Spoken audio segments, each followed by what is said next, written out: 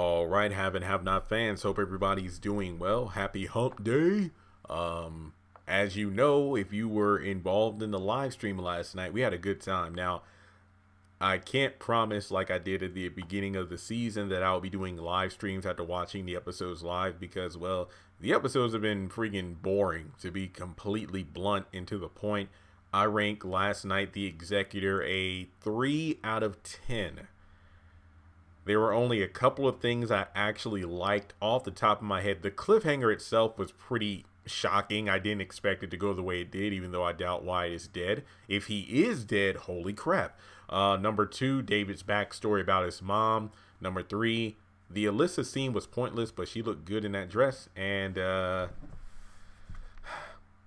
I did laugh when Benny was initially going off about how expensive things were at the beginning when he and Candace were checking into the hotel. I did laugh at the $45 cheeseburger thing, but it was a joke that ran on too long.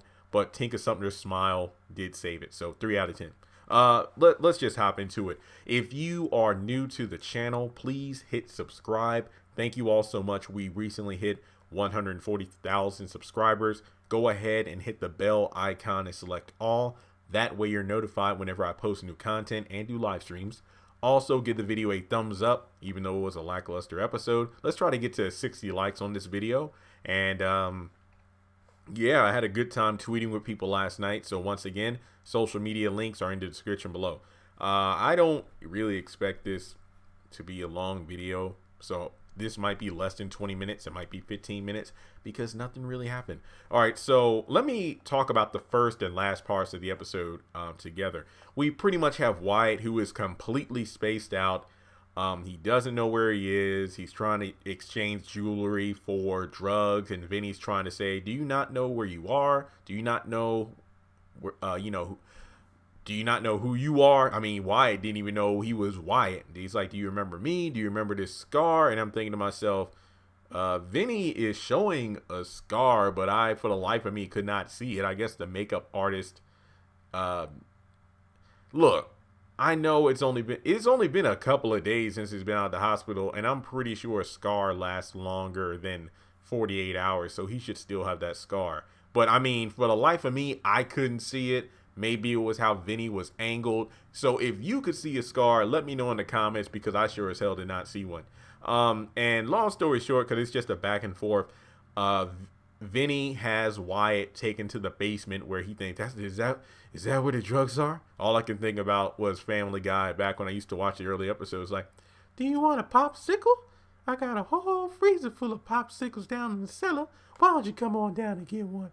I got a friend from back in school. I'm talking way back in grade school, so like middle school or early high school.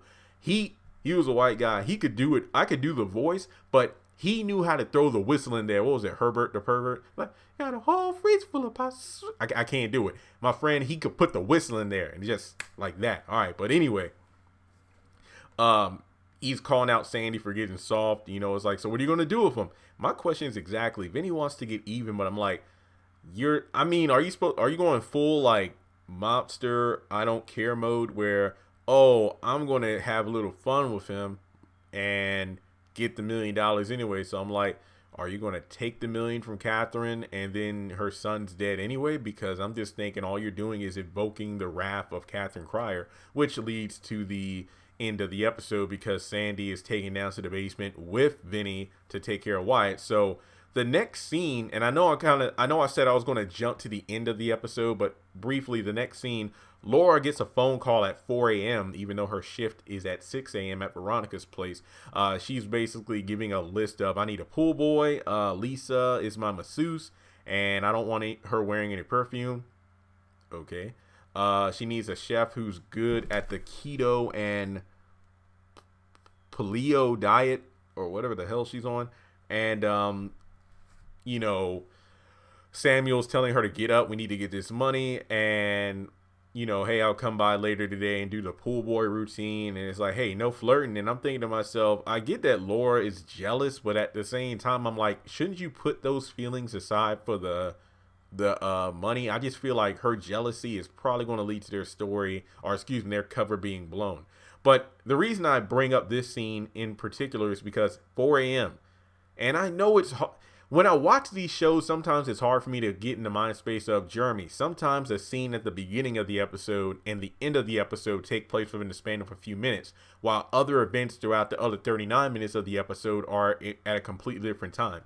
Because of the fact that throughout the episode, we get scenes where it's clearly past 6 or 7 a.m. Or I'm thinking like at least 8 a.m. So at the end of the episode, when Vinny and Sandy go down to the basement and Wyatt's kind of, passed out and Vinny throws a bucket of water on him, I'm like, so at the beginning of the episode where Wyatt's brought down to the basement, did you not go down there? Or did you go down there and tell Wyatt, don't worry, we'll be back with what you need? And then Wyatt passes out in the meantime. So when you dump the water on him, and he realizes who he is, where he is, and who Vinny is, he's like, my dad paid you. We're good. You think we're good? And then he takes out the gun and, tells Sandy to shoot. And he's not. I honestly thought Sandy was going to shoot Vinny. I thought that's where they were going with it. But in any case, Vinny ends up. Okay, I completely forgot. Did Vinny take the gun that he gave Sandy, or did Vinny just pull another gun out of his pocket? I forgot. Because, again, I could be completely wrong. I'm sorry. I forgot. I forgot if he took the gun from Sandy. Or actually, no, I got my TV pulled up. I can honestly just pull it up myself right now if my remote would actually work like it's supposed to. I think I need to change the batteries. Because I'm thinking, I honestly thought, the way Sandy was looking, maybe that he was going to shoot his uncle because he just lost it.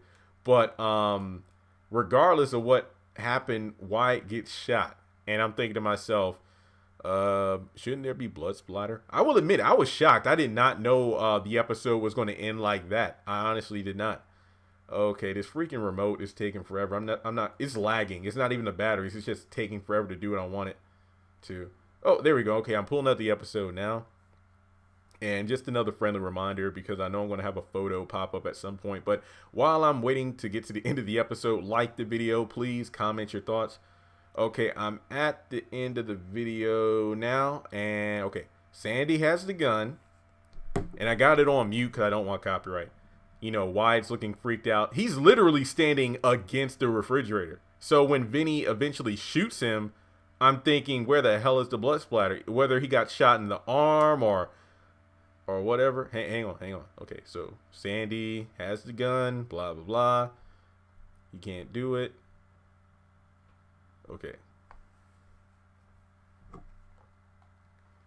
Okay, yeah. Excuse me. Vinny takes out his own gun. So what I was thinking might happen, I didn't know what route they were going to take. Maybe Vinny gave Sandy an unloaded gun just to test him. It's like, okay, if he pulls the trigger, nothing's going to happen. But I just wanted to see if he really was getting soft. But then Vinny takes out his own gun and pow. So we'll just have to wait and see what happens. I'll do a completely separate video about whether or not Wyatt is alive. But all I'm saying is I just don't know what the hell was going on here. I'm going to assume, based off the fact that Wyatt was just passed out and they took that bucket of water to wake him up, maybe they went down there to tell Wyatt, hey, we're going to go get the stuff. You wait down here. And then they waited a couple hours and then they came back. Because it actually makes a lot more sense. For revenge to be served, you want to make sure your victim is fully aware of their surroundings. I read a lot of comic books, so that's usually how they do it. It's like, oh no, we can unmask Batman right now, says goon number 3. Joker's, no, we're not going to unmask him. I want him to be fully aware of where he is and who's the one who kills him, even though he's completely unconscious and I can whack him right now. Nah, that's not good enough. Okay. So we get over to Jim. Okay, as soon as Jim called Hannah about the car tracking, that's when I knew their entire stick for the episode was going to have to do with the damn passcode. So I'll talk about all this in one go. I jotted down the passcodes and everything because I thought they would be cool Easter eggs, but I couldn't really come up with any correlation. You could let me know if I misheard wrong, because he was saying the numbers faster than I was writing. 4557788HG, and then the other password was like Big J, little IM 829 HOPM. I have no idea if there's any importance to these numbers. But in any case, the passcodes were incorrect. He needs to get the correct one in order to track the car to see where Wyatt is. So Jim calls Catherine's house. Hannah's there, washing dishes or something. And it was actually cool to see Hannah, not in a maid outfit. I like that. I think actually, no, actually, I don't think Hannah's been in a full maid outfit in a while. Because I know when she started working at Kat's house, she's been wearing like, these, button-up shirts and whatnot. I like it. It's a really good look for her. So in any case, they just have a game of phone tag. Jim is trying to be nice, but he lets a few smart remarks fly out of his mouth. Hannah ain't taking nobody's crap this season, and she hangs up. He's like, don't threaten me. Hannah, please listen to me carefully. It's not you I'm threatening. It's not your kids. It's White. He has a drug problem. I'm trying to trace the car. Did you change the passcodes? Miss Hannah, you said Mr. Jim. Okay. It's again, phone tag. Then he ends up calling David, who's just gotten up and he's about to leave the house. Basically, hey, can you go see Hannah about the code? I need to find Wyatt. Please go right now. Okay. Alyssa's outside, and like I said, I don't know what it was. If it was the angle, or I don't know. Maybe because I don't know. Maybe because it was maybe because it was daytime, and I was able to really appreciate how she looked a lot better than at night dancing in the fountain, which was hot. I got moves, but I don't know if it was the way she was posing, her stance, the dress, or the heels. I don't know why, but I'm just like, damn. But in any case, she came back to rightfully reclaim her purse and phone, which is an incorrect continuity. Somebody pointed this out to me the other week, because when she was left at Veronica's place, it's like, wait, my purse and phone is in his car. What am I supposed to do? But somebody's like, Jeremy, go back to the episode when they left the house. Alyssa left her stuff on the table. Yeah, so when she comes to the house asking for her things, I left my belongings here. Absolutely correct. Kudos to you. Pat yourself on the back for everybody that told me that. And she just wanted to confirm, your wife didn't send me. I was best friends with Erica. She really loved you. She wrote you all these letters and yada, yada, yada, yada, yada. So pretty much Erica had a lot of contingency plans. I mean, remember, she was trying to get knocked up by David. So F love. And like you said, she was a whore and you are too. Get off my property. Which begs the question, will we see Alyssa again? I don't know. This scene was kind of pointless, but like I said, Alyssa looked hot, so yeah, call me shallow, but damn it, I liked it. So we skip later to the episode where David goes to confront Hannah about it. And look, I did my David voice for probably a combined 5 minutes during the live stream, so I'm limiting myself now to save my vocal strength. I got a lot of videos to record today. I know you're a good woman and a woman of God and blah, blah, blah. We need the passcode to find Wyatt. Your son was at my ex-wife's house. And, basically he's saying the same shit he said the last couple times he and Hannah have had confrontations at Catherine's house. Like in the first mansion, he came over. This is when Catherine was still in jail and Hannah was waiting to get paid because she was ready to quit. And then it's like, Veronica's a dangerous woman who plays all these games. You need to tell me about your son. It's the same damn shit. Sorry for cursing, but it's the same damn thing every time with these two.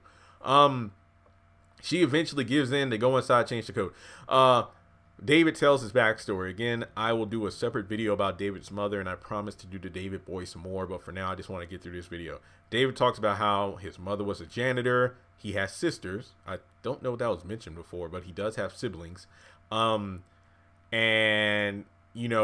his mother really reminds him of Hannah. The fact, they both work for, rich people or just, white people in general. And I believe he said his mother's friend was a Salon, in which I'm like, Celine? They're not the same person, but the names, I just like it. Celine. So I guess you could say Salon was probably like the Catherine to David's mother. And he was ashamed of his mom. And, she came to his graduation and he tried to, pretend that, they weren't related. So it really reminds me of Candace and Hannah in episode 1 at the dinner party where Hannah serving food and everything and drinks, and Candace standing right there says her mother is dead. But in any case, he was ashamed of how he acted because he didn't realize or appreciate back then everything his mother did to provide for her children so they could be better than her. And she ended up dying on the bus on the way to work. And he admires Hannah because the little you do have, you actually hold on to your values to make sure nobody takes it away. And Hannah's like, okay, I can sleep a lot better at night. David, do you think your mother would be proud of you? And the look on David's face, I'm like, holy crap. That one question hurt David more than David pimp slapping Veronica in my mind. That was This was a great scene. Let's see here. What else we got? Yeah, I skipped over. No, I've been jumping to place, but like I said, it's easier to condense everything because we just got a whole lot of scenes and nothing. Conley and Charles, literally, like I tweeted out, I'm like, oh shit, I forgot these people existed. The jokes about his drinking problem. There are rumors. They talk about the Attorney General and revenge and blah blah blah. And he suggests calling Candace Young. That was the only takeaway from this. I'm like, Conley, are you up to something? I'm giving him the side eye now. I don't trust him. I'm like, remember how adamant he was against it. Now I'm just like, why are you for it? Let's see. Okay, we go back to the jail. Catherine doesn't want the crappy food, which is funny because I think Jim asked David to bring him some food by the hospital because it's trash food there. He wants to get out of the hospital just as much as Catherine wants to get out of jail. And a young officer named Kendrick Wesley, I believe his mother's name is Regina, went to school with Amanda. So again, a little nod to continuity. I like this. He's going to do what he can to help get Catherine a phone call. He was in law school, but Catherine like, what? Oh, wait, I thought you were in college. Well, I was, but I was only there because of scholarships that you were giving out. So I guess it's safe to assume that with Amanda's death, Catherine just stopped giving scholarships away to the school, or maybe because of all the personal things going on in Catherine's life right now, the scholarship was null and void. But whatever. Let's see here. Sylvia is the name of the prisoner that's in the cell next to Catherine. Pretty much reminds her of the fact that, hey, you better get that money because I know a guy who wasn't able to pay them loans and they ended up killing his entire family. So she just like, I'm the queen. Everybody in this prison is going to know who I am and how strong I am. And again, the same old thing. So hopefully Kendrick is able to help her out just a little bit, if nothing more than to get the information on why. But remember, he is a newbie, so he'll do what he can though. Madison's off to work, and Jeffrey's talking about how good it is to be normal. When I say normal, just being in an environment which feels normal. So I guess you could say that, hey, you know what, Madison, maybe being in a relationship that isn't abusive or full of drama is a good thing. So they agree to have lunch later on. And then it looks like after Jeffrey, I'm guessing there's a time skip, a mini one, because Jeffrey's in the road. So I'm assuming Jeffrey eventually gets out of bed, gets a shower, and Justin's at the door because he thinks it's Madison. And thankfully, Jeffrey tells his ass off and slams the door in his face. And then Tanner, who actually was there all night, just as Justin was. So Tanner was there all night watching his brother because Justin was there all night watching the door, with Madison and Jeffrey. And thankfully, Tanner kicks his ass and drags him away because he's like, no, he's the one who's making me do this. And, I ain't buying this shit. Pop! So thank God. And as I said before, Benny and Candace get to the hotel. They have this back and forth about not staying there versus getting one room versus two rooms and $300 a night. Again, this was kind of funny, but it did drag on. You could tell like the person at the front desk, who I don't believe was even shown on screen, but we just heard her voice. She was laughing too because I ain't gonna lie. Even if I had $1 million and I'm walking through Dollar Tree, I'd still be keeping track of how much I'm buying. So, Benny acting the way he is, I legitimately laugh because I can relate to what he was doing. Okay, and I'm almost done because there's only a few more things to talk about. I'll just skip to the other Benny scene here, the $45 cheeseburger. They talk about old times, but Candace doesn't want to reminisce. Benny wants to buy a house in the area. He, get a realtor to help him out. He's worried about Candace. Candace wants to get the hell out of town, and that's honestly all there is to say. And again, Tinka's smile, freaking awesome. And yeah, I don't know the name of the hotel. Maybe they mention it next week. But we know the Sarandon was the first one. The Artesian was the second one. And I don't know what the hell the name of this one is. But apparently there's some convention in town. And they only have one room available for 2 nights. So literally like $600.